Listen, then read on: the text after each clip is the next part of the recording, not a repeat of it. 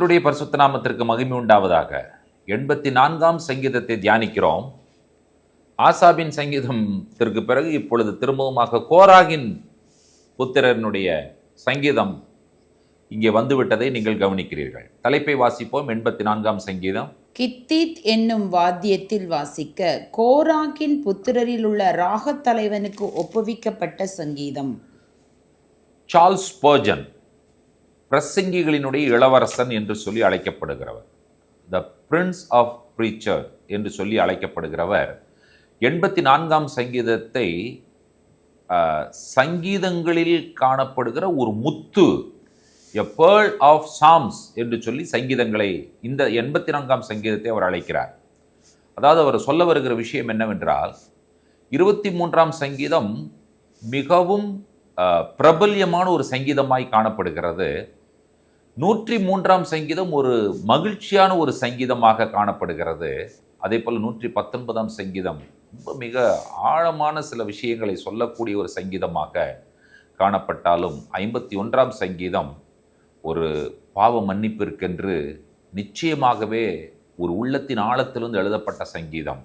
ஆனால் இந்த 84ஆம் சங்கீதத்துக்கு அவர் கொடுக்கும் பெயர் என்னவென்று சொன்னால், சமாதான சங்கீதம் என்று சொல்லி ஒரு அழகான பெயரை கொடுக்கிறார். இந்த கோராகின் புத்திரர் என்று சொல்லி அழைக்கப்படும் பொழுது நமக்கு தெரியும், கோராகு என்று சொல்லுகிறவர் என்ன செய்தார்? தேவனுடைய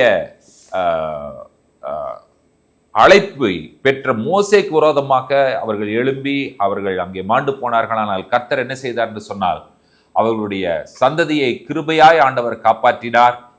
கோராகின் சந்ததியில் வந்தவர் சாமுவேல் என்பதையும் நாம் ஏற்கனவே அறிந்திருக்கிற ஒரு செய்திதான். அவர்கள் இந்த சங்கீதத்தை எழுதும் பொழுது இந்த சங்கீதத்தினுடைய வார்த்தைகளை நீங்கள் கவனிப்பீர்கள் என்று சொன்னால், முதலாவது வசனம் என்ன சொல்லுகிறது? சேனைகளின் கர்த்தாவே, உமது வாசஸ்தலங்கள் எவ்வளவு இன்பமானவைகள். இந்த சங்கீதத்திலே இவர்கள் சில விஷயங்களை நமக்கு சொல்ல வருகிறார்கள். அந்த விஷயங்களை நாம் உள்வாங்கி அதன்படி நாம் நடந்தோம் என்று சொன்னால் நாம் ஆசீர்வதிக்கப்படுவோம். எப்பொழுதுமே தேவனுடைய வார்த்தையின்படி நடக்கும் பொழுது நாம் ஆசீர்வதிக்கப்படுகிறவர்கள். உமது வாசஸ்தலங்கள் எவ்வளவு இன்பமானவைகள். எனக்கு அது ரொம்ப டியர் என்று சொல்லி சொல்லுகிறார். நேசத்திற்குரியவைகள், பாசத்திற்குரியவைகள் என்று சொல்லி தேவனுடைய வாசஸ்தலத்தை அவர் குறிப்பிடுகிறதை நீங்கள் கவனிக்கிறீர்கள். அவர் தொடர்ந்து இந்த சங்கீதத்தில் சொல்லும் பொழுது, என் ஆத்துமா கர்த்தருடைய ஆலய பிரகாரங்களின் மேல் வாஞ்சையாயிருக்கிறது. ஆலய வாஞ்சையும் ஆலயத்தினுடைய ஆராதனையும் இந்த சங்கீதத்தினை அவர் முக்கியப்படுத்தி சொல்லுகிறார். ஆகையினாலே இந்த சங்கீதத்தினுடைய காரியங்களினுடைய மொத்த தொகை, அதாவது அவர் சொல்ல வருகிற கருத்து என்னவென்று சொன்னால், ஆலயத்தின் மேல் வாஞ்சையாயிருந்து தேவனை ஆராதிக்கிறவர்கள் என்று சொல்லி சொல்லுகிறார். தேவனை ஆராதிக்கிற உண்மையான கூட்டம் அவர்கள் பாக்கியவான்கள். துதிக்கிறவர்கள் சந்தோஷமாய் மகிழ்ச்சியாய் இருப்பார்கள். துதிக்கிறவர்கள் எவ்வளோ பிரச்சனைக்குள்ள வந்தாலும் சரி, அவர்கள் அந்த பிரச்சனைகளிலிருந்து வெளியே வந்து விடுவார்கள். 5வது வசனத்தையும் 6வது வசனத்தையும் வாசிப்போம். உம்மிலே பலன் கொள்ளுகிற மனுஷனும் தங்கள் இருதயங்களில் செவ்வையான வழிகளை கொண்டிருக்கிறவர்களும் பாக்கியவான்கள். அழுகையின் பள்ளத்தாக்கை ஒருவன் நடந்து அதை நீரூற்றாக்கி கொள்ளுகிறார்கள். மழையும் குளங்களை நிரப்பும். அழுகையின் பள்ளத்தாக்கை நீரூற்றாக்கி கொள்ளுகிறார்கள். நாம் யாராவது இப்படிப்பட்ட ஒரு வேதனையான பாதையிலே நடப்பவர்களாய் இருப்போம் என்று சொன்னால், நமக்கு ஆண்டவர் கொடுக்கிற ஆலோசனை என்ன? நீ கர்த்தரை துதி, கர்த்தரை ஸ்தோத்திரம் பண்ணு. இதுதான் சங்கீதத்தில் நமக்கு கிடைத்திருக்கிற ஆலோசனை. கர்த்தரை துதிக்கிற மக்கள், கர்த்தரை ஆராதிக்கிற மக்கள், கர்த்தரை ஸ்தோத்திரிக்கிற மக்கள் என்ன செய்வார்களாம்? அழுகையின் பள்ளத்தாக்கை நீரூற்றாக்கி கொள்ளுவார்கள். மழையும் குளங்களை நிரப்பும். ஆராதிக்கிற மக்கள் எவ்வளவு பிரச்சனை இருந்தாலும் பலத்தின் மேல் பலனடைந்து சியோனில் தேவ சன்னதியில் வந்து காணப்படுவார்கள்.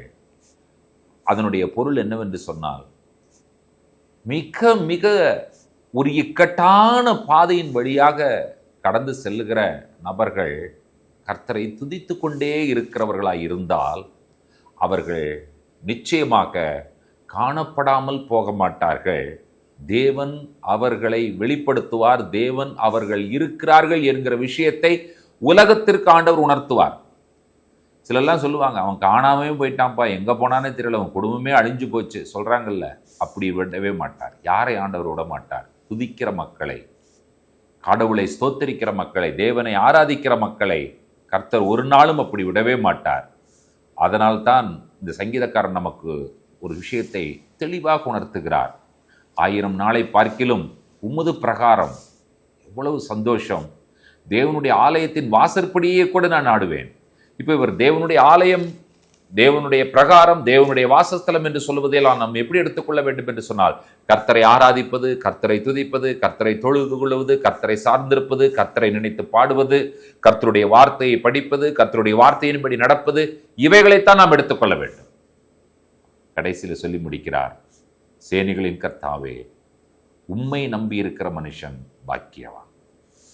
இந்த வார்த்தை உண்மை என்று ஒத்துக்கொள்ளுகிறீர்களா? கர்த்தரை நம்புகிற மனுஷன் பாக்கியவான் என்று சொல்லி நீங்கள் அறிந்து கொள்ளுகிறீர்களா? அறிக்கை செய்கிறீர்களா? நாமும் அழுகையின் பள்ளத்தாக்கிலே நடந்தாலும், சோதனைகள், பிரச்சனைகள், பாடுகள், போராட்டங்களின் வழியாக நடந்தாலும், கர்த்தர் நம்மோடு கூட இருந்து நமக்கு வெற்றியும் ஜெயத்தையும் கொடுக்கிற தேவனாய் அவர் இருக்கிறார். நம்மை கைவிடாத ஒரு தேவனாய் இருக்கிறார்.